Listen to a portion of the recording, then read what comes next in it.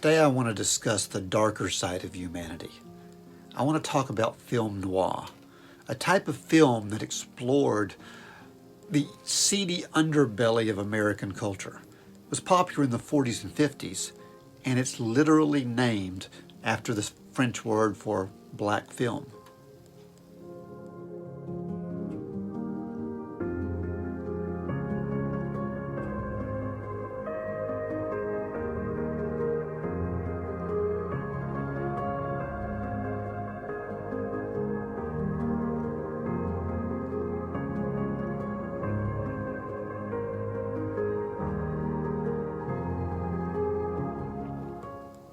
The easiest way to identify whether a movie is film noir is first by its time period. They tended to be strongest in the 1940s and 50s.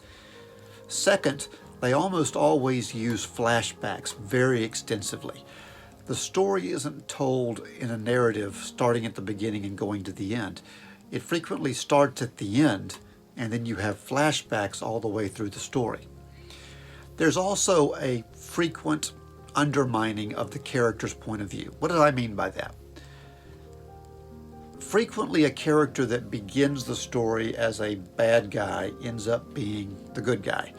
They're oftentimes war veterans or sergeants or private detectives. These anti-heroes are flawed heroes.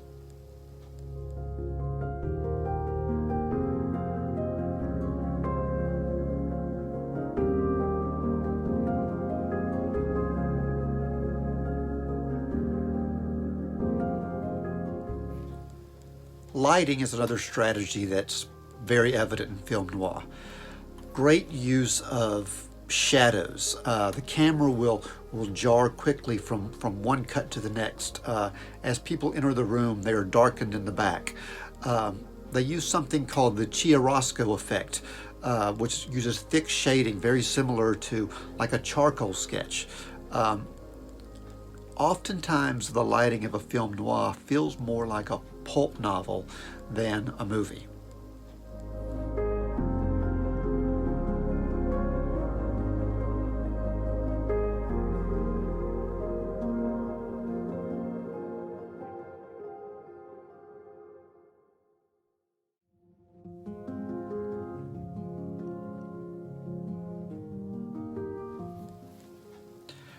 I mentioned earlier that the cinematography was often jarring, with the quick cuts and the camera following the protagonist and the antagonist through the story.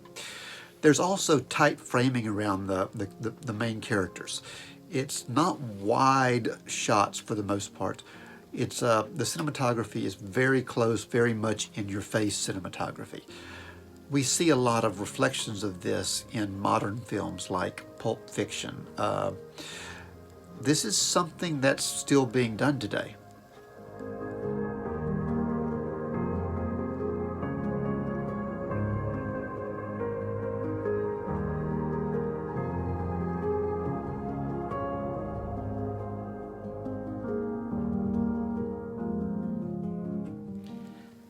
Female characters in film noir were almost cartoonish. They would frequently appear on the screen looking very innocent with their white clothes, but they would also oftentimes have the very low neckline, the bright red lipstick, gloves, high heels. This was in order to symbolically signal to the viewer that these women were easy in the 1940s and 50s and dangerous. We have to remember that in the 40s and 50s, women were experiencing a renaissance. They had gone to work during World War II, and the men came back and wanted their jobs back.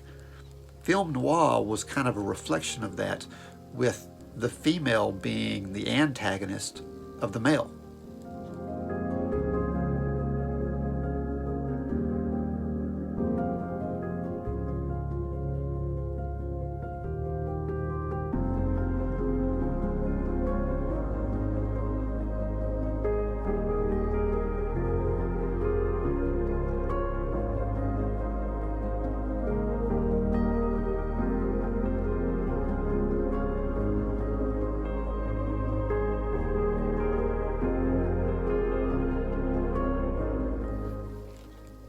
The male leads in film noir were always flawed characters. They were frequently shown living in a almost poverty-stricken situation. The gumshoe detectives always had a ratty little office. They were wearing the fedora that we were used to at this time period. They were very vulnerable heroes. They were also very sexually frustrated, and the female character oftentimes acted as that sexual energy between the protagonist and the antagonist. I guess the best way to understand this is at the end of World War II, with the war over, these men had returned, and the world wasn't what it was before. They weren't the hero anymore. They were a cog in the machine.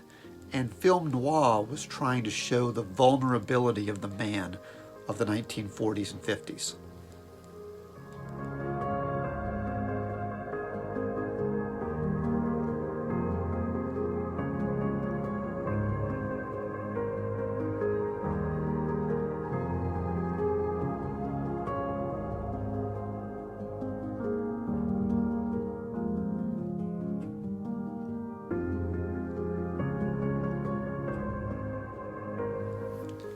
Socially, film noir was a commentary on the post-Depression America. A lot of these people had survived the Depression of the 1930s and World War II in the 40s, and they're very disillusioned with society. That's why it's such a somber system.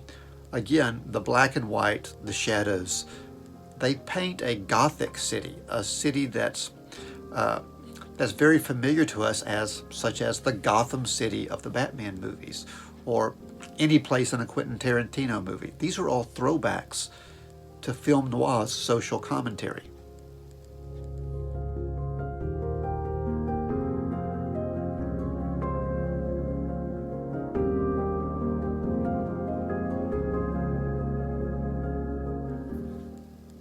It's also a commentary on middle-class America. The middle class of America had always been the part of society that you could depend on, that you would do better than your parents did. And we know they did do better. But in the late 40s and early 50s, it didn't always feel like they were going to do better. In fact, murder rates were climbing as these battle-scarred veterans returned. There's sexual pathology everywhere. It's the start of the sexual revolution of the 1950s. We always think of that as a 60s thing, but the 1950s was having its own sexual revolution, and film noir was doing a critique on this. It was very much a good versus evil, but sometimes the good character had a lot of evil in them. Think of Humphrey Bogart in movies like The Maltese Falcon or Casablanca. They were failed heroes, but heroes nonetheless.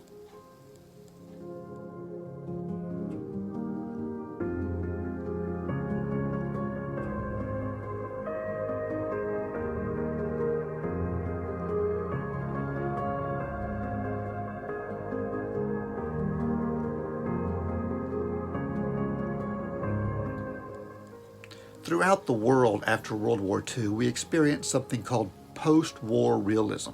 It was in our art, it was in our music, and it was in our film. And film noir was trying to put a real feel for what the world was like on top of the fiction of the story. They didn't want the film to feel different than society felt. As a result, since society was plagued by gangsters like Al Capone starting in the 30s, they're going to play the gangster up sometimes as the real hero.